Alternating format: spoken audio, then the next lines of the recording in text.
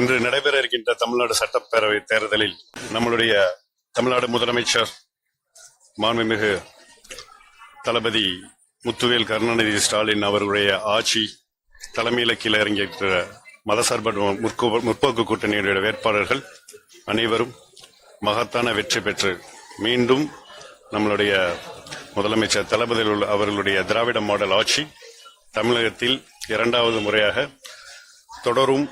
அதற்கு தமிழக மக்கள் அனைவரும் ஆர்வமாக எழுச்சியாக இன்றைக்கு மதசார்பற்ற முற்போக்கு கூட்டணியின் வேட்பாளர்களுக்கு அமோக ஆதரவு அளித்து வாக்களித்து வருகிறார்கள்.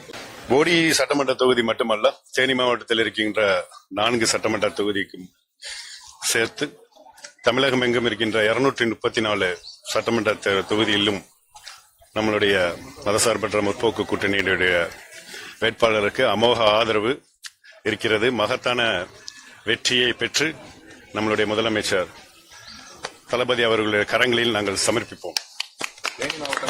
வெளி மாவட்டங்களையும் நான் தென்காசி போயிட்டு வந்தேன். தென்காசியிலையும் முதற்கொண்டு நான் ஒரு 2-3 பாயிண்ட் உதாரணத்துக்கு சொல்லணும்னா, நான் 7 மணிக்கு போறேன்னா 5 மணிக்கு தான் சொன்னேன்.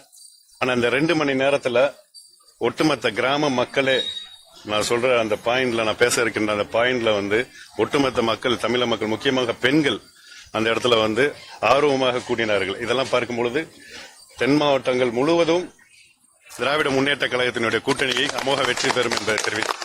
போடிநாயக்கனூர் சட்டமன்ற தொகுதியில அதிமுக வேட்பாளர் யாரையும் எதுவும் செய்ய வேணாம், நாங்க இரட்டைலை மட்டும் சொல்லிக்கிட்டே இருப்போம், வாக்குகள் விழுந்துகிட்டே இருக்குன்னு சொல்லி பேசி. யார் சொன்னா? நம்ம அதிமுக வேட்பாளர். சென்ற தேர்தலில் நீங்க பாத்தீங்கன்னா அதிமுகவின் அதே வேட்பாளர் தான் நின்னாரு. இதே இரட்டலை சின்னதான் நின்னுச்சு. டெபாசிட் கூட வாங்க முடியல. சகோதரர் விஜய் புதுசா இப்பதான் களம் காண்கிறார். முதல் தேர்தலுடைய தீர்ப்பு மே 4ஆம் தேதி மக்கள் எவ்வாறு தீர்ப்பளிக்கிறார் அன்று தான் சொல்ல முடியும். நன்றி.